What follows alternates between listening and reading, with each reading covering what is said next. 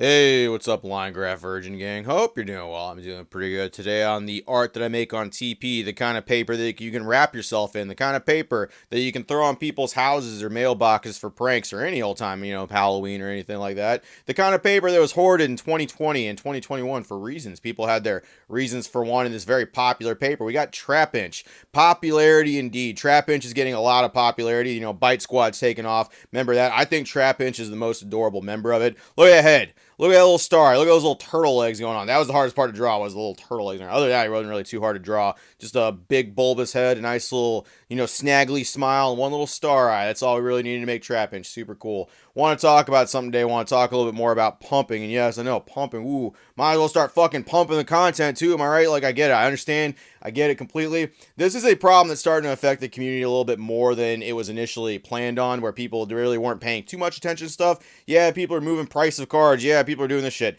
It's starting to become more of a big deal, and it's starting to become a bigger deal on a specific platform, aka TCGPlayer. If you're new here, you're not really too sure what TCGPlayer is. It's a website where people frequently go. You can sell cards, you can buy cards, you can track those sales, you can kind of look at it for a rough estimate of what other people in the community think prices and fucking sales for cards should go for, right? Used to be something that people went to quite a bit. I've noticed people kind of not really doing that so much anymore in recent times because of some of the stuff that people can do on that website. And a lot of the pumping that we've seen has started actually coming from TCGPlayer. A couple things were brought up on Twitter. I'll go into it here in a second. But people have been noticing that certain sellers and certain people are kind of engaging in some fucking scummy things on that website. I kind of want to bring it up, want to talk about the whole thing. And ultimately, I think TCGPlayer needs to actually do a couple things to address this whole fucking thing in the Pokemon space, because it really is going to start affecting people, not just in the Pokemon card space either, probably across all the card hobbies. They really should probably address some of the things people can do, because some of these prices that people are putting up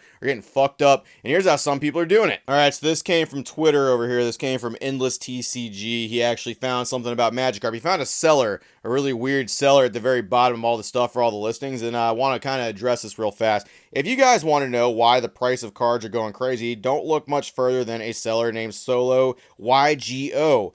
You'll find him at the base at almost every one of them for a lot of Pokemon high priority sales, right? So if you look right there, we can actually see there's a nice little correlation. You can see all that stuff. You can see cards being listed. Once again, you need to remember these are not sales. This is the cards being listed, and that chart they're looking at is the market price history. These are not sales. We all fucking know they're not sales. I don't need someone in the comments saying, but David sold. Yeah, we fucking know.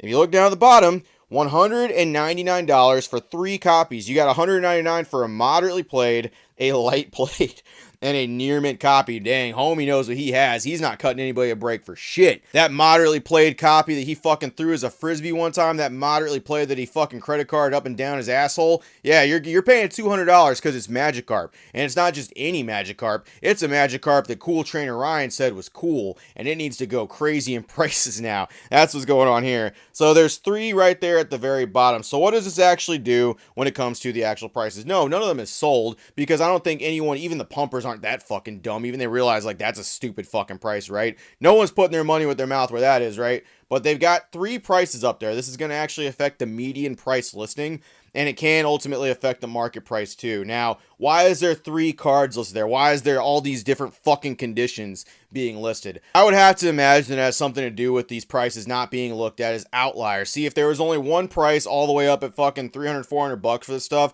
I don't think TCGPlayer would even fucking consider that in any of the pricing, because it's a crazy weird outlier. If you look at all the data, you look at all the skewing and all that stuff, there should be a nice little fucking grouping of where the lows and the highs are. And if there's one just all the way out in the distance all by itself, sitting at like $400 as opposed to the $150 where everything else is, they might just fucking exclude that, and that will have no effect on anything. But it's sitting high at like $199 with 3 listings of it, not just one. I think that reduces the chance of the fucking system thinking that it's going to be an outlied price. That's just my opinion. I can't prove that or anything, but that would be my reasoning why I think someone would do something so stupid like that, as to have 3 different conditions being listed at the exact same price all the way up the top. That's what I think. So this person's trying to affect the actual market price of the card by keeping those prices up there while those cards are still selling for a good amount. The English copies of those are still selling for 90 to 100.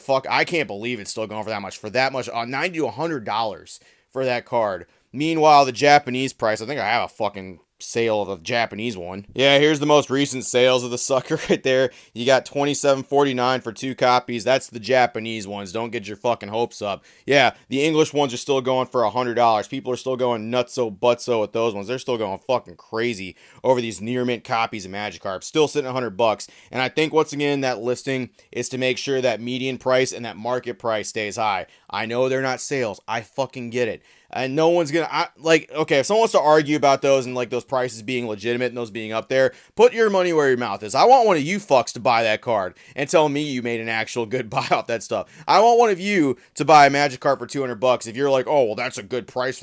That's where that card's gonna be. Okay, prove it. Buy the card. Actually put your money where your mouth is. I don't think any of you fucks will, because even those guys know that's a stupid price. It's literally there just to skew the data, but not skew it so fucking hard that it's not even considered in the pie chart anymore.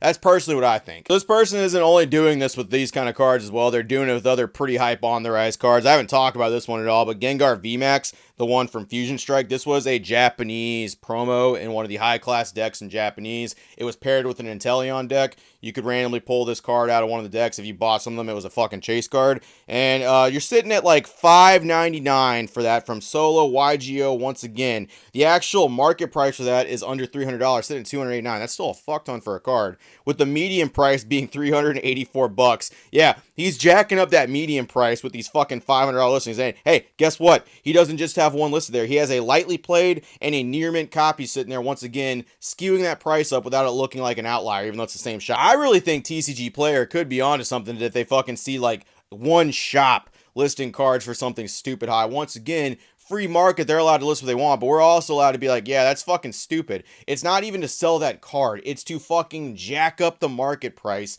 of those cards, so there's a higher chance of cards selling at a higher price, because more people are going to look at that, not really think too hard about it, and list cards closer to that price. That's all that fucking is. And he's got 2 right there. And of course, what would it be without Giratina, the magic worm, going for all that stuff? Yep, $5.99 for one from Solo YGO once again. And guess what? It is affecting the median price once again, sitting at $370, with the actual market price being close to $300. So that dude's charging double purely for that shit to move like that. And as you can see, the most recent sales are sitting around $295. That's still crazy. English Pokemon cards, man. That's where the fucking big hype, big money is. So what's the problem with this? Why are people actually having a big problem with what fucking TCG? This is a really easy to manipulate system, and people are kind of starting to pick that up. Shops are able to do weird things with this stuff that they may not have realized they were able to do before, or maybe didn't have the incentive to do before, because Pokemon cards fucking walked out the door. People would buy them. There really wasn't too much else. If you had product with Pokemon cards being insanely popular at the fucking COVID hype and all that other stuff, you were making bank. You didn't need to do stuff like this. But now that the Pokemon card market's dipping a little bit, these motherfuckers still can't get over the fact that people are having fun and not giving them oodles and oodles of cash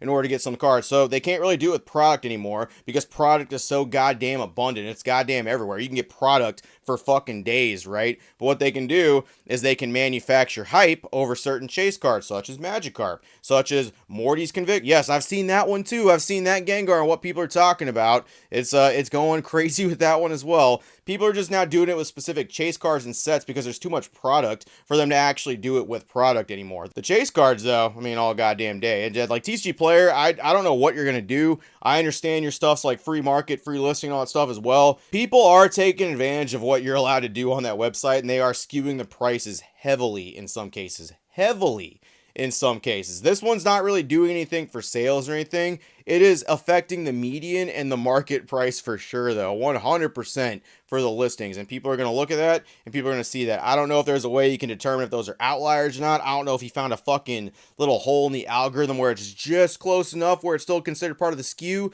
and not just far out. Because I've definitely seen where people have listings for like $1,000 for a card, and it appears TCGPlayer doesn't do anything with that because it's such a fucking outlier. I'm wondering if they can do some of that as well. Multiple sellers are going to start catching up on this. And honestly, sellers really have all the power on that website. If a bunch of sellers were like, yeah, we're going to fucking jerk each other off and be bad all day, then ultimately that's what the website's going to be until TCGPlayer steps in and does something about that. But it's the secondhand market. It's not really fucking Pokemon setting these prices for anything. It's people with their cards, with their collections, with what they want to resell, doing what they want. And ultimately, at the end of the day, That's why I stopped using that website, because people were able to fucking do weird things to it. And other websites don't even fucking track stuff like that. There's other places that don't sell cards like that. There's other alternatives than that website as it currently sits. I just don't, it doesn't vibe well with me. I just think you guys should know that there are sellers on there doing weird stuff. You've already seen what people can do with buyouts. You've already seen what people can do with listings. I just wanted to show you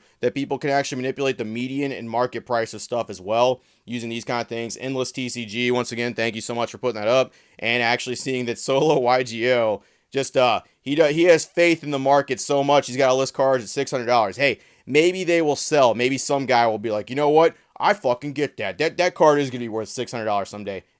Maybe. I don't know. Put your money where your mouth is if you feel that fucking strong about it, but I doubt anybody does. That's all I got. Appreciate it, virgins. TCG Player. Man, how the mighty have been manipulated. Jesus Christ.